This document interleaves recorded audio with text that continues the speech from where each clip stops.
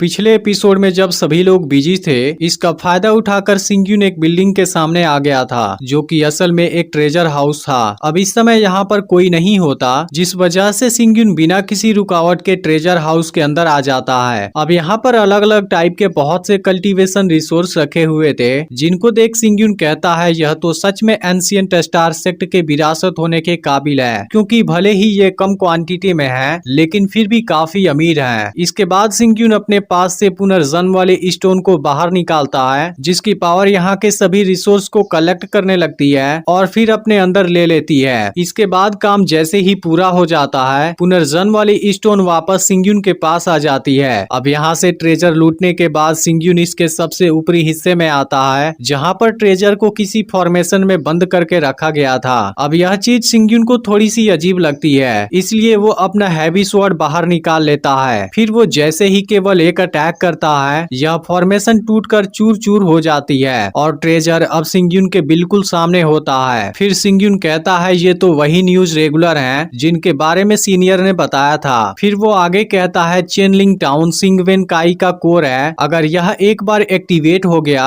तब star power को तुरंत ही सोख लेगा। अब सिंग्यून यहाँ इस ट्रेजर को देख थोड़ा सा हैरान था, क्योंकि इसने कभी नहीं सोचा था स्टार वैली सेक्ट को सिंगचेन सियानमेन की यह विरासत मिल चुकी है। फिर इसे समझ आ जाता है कि इसके वजह से ही वो सिंगवेन काई पर स्टार के सामने इतने सालों तक खड़ा रह सका। इसके बाद सिंग्यून कहता है ये तो तीनों टेक्स्ट के किंग लग रहे हैं और ऐसा लगता है कि मैंने एंशिएंट स्टार सेक्ट की ताकत को अंडर एस्टिमेट किया है। इसके बाद सिंग्यून इस ट्रेजर को लेने जाता है, लेकिन तभी स्टार इस पर हमला कर देते हैं, जिनसे सिंग्यून खुद को बचाता है। लेकिन इस बात से सिंग्यून थोड़ा हैरान हो जाता है और कहता है गुजुंग तो अर्ली मॉर्निंग में भी पवेलियन मास्टर से ज्यादा अलर्ट है, जिसके बारे में मैंने उम्मीद नहीं की थी। तभी ट्रेजर के अंदर वाले स्टार सिंग्यून पर फिर से अटैक करने की कोशिश करते हैं, लेकिन सिंग्यून को इस बार भी कुछ नहीं होता। इसके बाद वो फिर जैसे ही अटैक करने आते हैं, सिंग्यून अपने चारों तरफ एक शील्ड बना लेता है, जिसकी वजह से उसे कुछ नहीं होता। लेकिन सिंग्यून ने अब एंशिएंट मैप को भी बाहर निकाल लिया था। फिर वो एंशिएंट मैप को जैसे ही ट्रेजर के ऊपर भेजता है, वो यहाँ के ट्रेजर को एक झटके में अपने अंदर कर लेता है। इसके बाद एंशिएंट मैप सिंग्यून के पास वापस आ जाता है, जिसको देख वो कहता है यह तो अनपैरेलल रॉयल फ्लैग है, जो कि गॉडलेस सोल्जर के पावर से कम नहीं लग रहा और असल में यह चीज स्टार की सोर्स है। फिर सिंग्यून कहता है अगर मैं डिवोशन पैलेस में नहीं गया होता, फिर तो वैक्सिंग की यह एंशिएंट मैप मुझे नहीं मिल पाती और इसकी वजह से मैं तो वैक्सिंग डेजन को एक झटके में तोड़ भी नहीं पाता और इस तरह से न्यूज स्क्रिप्ट की यह 3000 सेट भी मेरे हाथ में नहीं आती। मुझे तो लगता है गॉड भी यही चाहते हैं। अब सिंग्यून बाहर आ जाता है और कहता है पुरानी कहावत बिल्कुल सही है, क्योंकि तूफान के आने से पहले हेवन और अर्थ बिल्कुल ही शांत होते हैं। इसलिए मुझे भी लगता है यह शांति भी एक तूफान की तरफ इशारा कर रही है। लेकिन फिर कहता है अब तबाही का तूफान भी बहुत जल्द आने वाला है। इसके बाद सिंग्यून जानबूझकर यहाँ एक फॉर्मेशन क्रिएट कर देता है और फिर तुरंत यहाँ से भाग जाता है। लेकिन अब सेक्ट मास्टर इस चीज को जैसे ही देखता है, वो काफी परेशान हो जाता है और समझ जाता है कि ट्रेजर हाउस में कुछ गड़बड़ी हुई है। इसके बाद वो तुरंत उस तरफ जाता है, जिसे देख बाकी लोग भी उसके साथ में जाते हैं। अब ये लोग माउंटेन के पास आते हैं, जहाँ का सीक्रेट रास्ता ओपन हुआ मिलता है। यह देख सेक्ट मास्टर तुरंत ट्रेजर हाउस के अंदर जाता है, लेकिन अब यहाँ का सारा रिसोर्स गायब था, जिसको देख सेक्ट मास्टर काफी गुस्सा होने लगता है। इसके बाद सेक्ट मास्टर और सभी लोग एक जगह पर इकट्ठा होते हैं। फिर लियू वेंटियान लियू मास्टर से पूछता है ट्रेजर के इन्वेस्टिगेशन से क्या पता चला। फिर लियू मास्टर बताने लगता है कि ट्रेजर हाउस के इन्वेस्टिगेशन में न्यूज के सभी सेट गायब हैं। इसी के साथ वहां पर कोई निशान भी नहीं मिला। इसके बाद लियू मास्टर कहता है कि हमने उस पूरी जगह को बहुत अच्छे से चेक किया, लेकिन हमें डैमेज का भी कोई सबूत नहीं मिल पाया। इसलिए मुझे लगता है जिसने भी यह चोरी की है, वो सेक्ट के गार्डियन के बारे में बहुत अच्छे से जानता है। इस पर एक एल्डर कहता है वह चोर जरूर हमारे बीच से ही कोई होगा। तब लियू मास्टर कहता है हम सभी तो फॉर्मेशन को रिपेयर कर रहे थे और ब्लैक स्क्रॉल की स्टडी कर रहे थे, इसलिए चोर हमारे बीच से नहीं हो सकता। इसके अलावा जिसने भी यह चोरी की है, उसके पास निर्वाणा रिल्म वाली पावर होगी,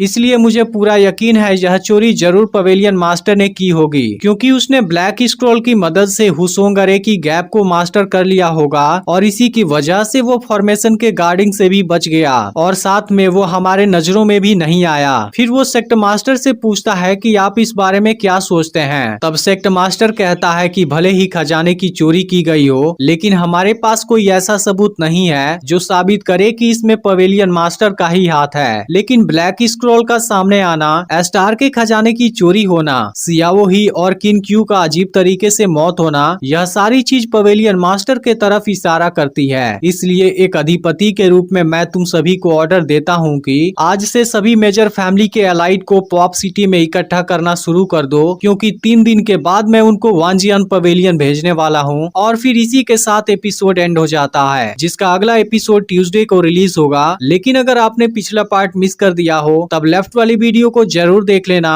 और चैनल को भी सब्सक्राइब करके नोटिफिकेशन को ऑल पर जरूर सेट कर देना।